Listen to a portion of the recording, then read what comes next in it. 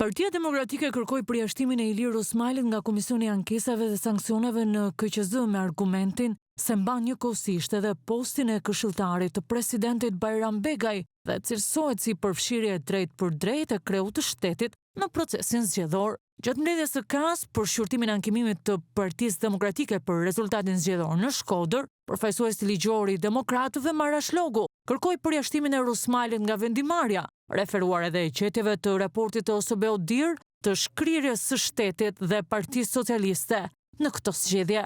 Ne kemi kërkuar presidentit Republikës që të heqë dorë nga ndërhyrje në procesin zgjedhor nëpërmjet kabinetit të tij.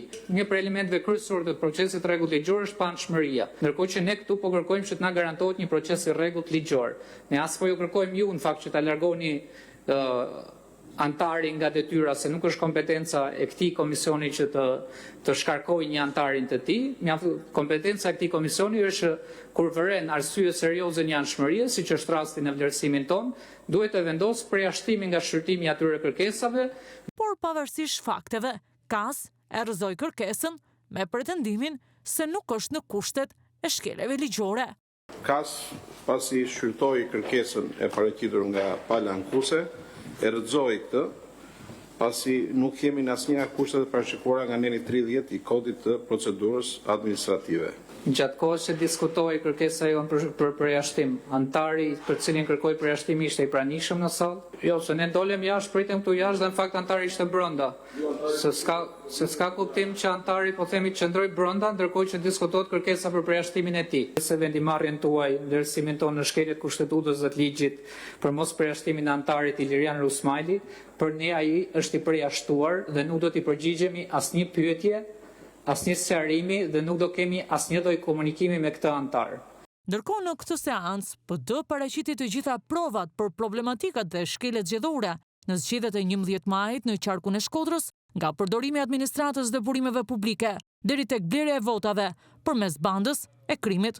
Përdorimi persona me precedent kriminal në qarkun Shkodër u vrejt në mënyrë të përsëritur dhe veçanërisht në zonat e fedha rurale dhe me lidhje shumë të forta politike që përfshinin kryebashkiak, deputet dhe deri në rangun e ministrave. Ria shpërndau 62 milion euro bonuse për 730.000 pensionistë, rriti pagesat e paaftësisë me 2.2 milion euro, fali 200 milion euro gjoba nga janari 2015 deri në nëntor 2024, si dhe rriti fondin e paga me 7.2 milion euro. Ra në sy kryesisht fenomeni ashtu quajtur asfalti elektoral. Janë raportuar po ashtu raste të presionit ushtruar ndaj punojësve të administratës publike, si dhe ndjekje të votuesve. Është një raport paraprak që mund ta lexosh në disa këndvështrime.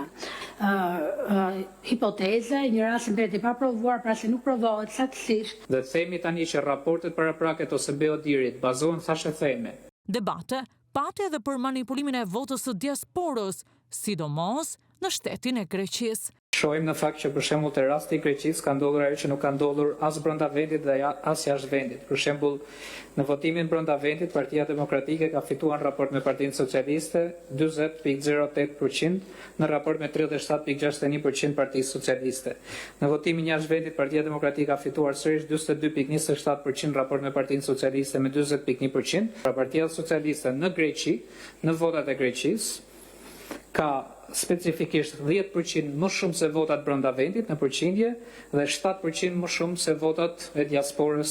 Pas provave dhe problematikave të ngritura nga përfaqësuesi ligjor i PD-s, KAS vendosi të shtyjë për një seancë tjetër vendimarrjen për shpalljen apo jo të pavlefshmërisë në të gjithë zonën zgjedhore të qarkut të Shkodrës.